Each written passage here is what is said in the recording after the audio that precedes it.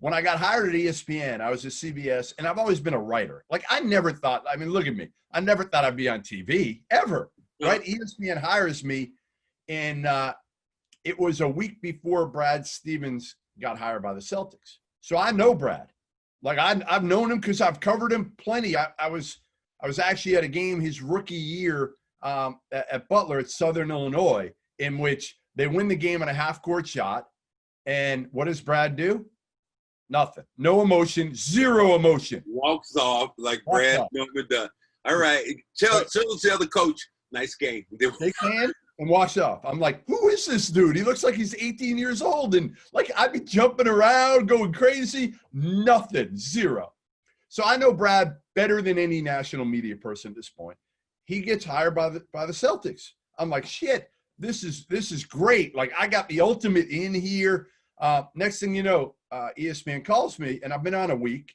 And again, I don't know if I'm going to be on TV or I'm going to be writing. I have no idea my role. We want you to go down and we want you to be on the 9 a.m. SportsCenter, July 5th. I'm like, oh, shit. Like, I'm not ready for this shit. Like, I got no idea. So I go down there, and Janine Edwards, I don't, you know, Janine, she's been with ESPN a long time. She actually kind of interviewed me and made me feel at ease. I was shaking. I was legitimately shaking. I'm like, I'm on SportsCenter? Like, what the hell is going on here? Like, I'm going to be fired. Like, there's no chance. Then I'll give you one more story that I haven't really told anybody. So I'm in Vegas for Summer League with ESPN, maybe year two or three.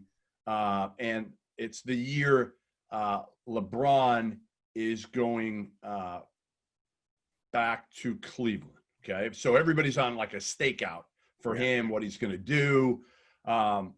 Anyway, I'm doing SportsCenter hits all day from Summer League, from the Thomas and Mack.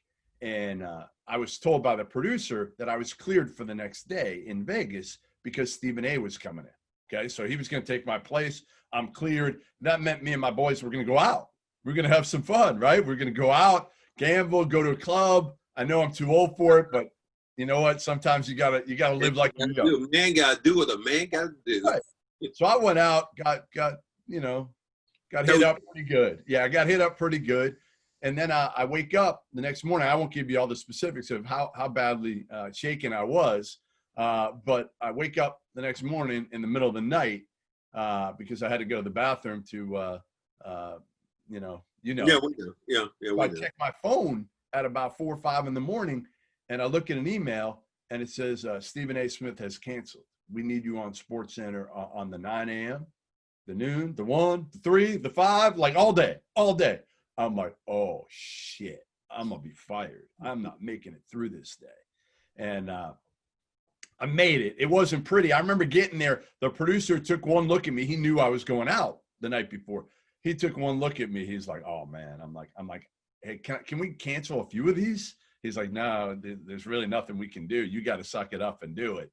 And I remember going on the first one and then looking at my Twitter mentions. And I remember one like vividly. It was like, looks like Vegas has got the best out of Goodman. I'm like, yeah, that's pretty accurate. That's pretty accurate.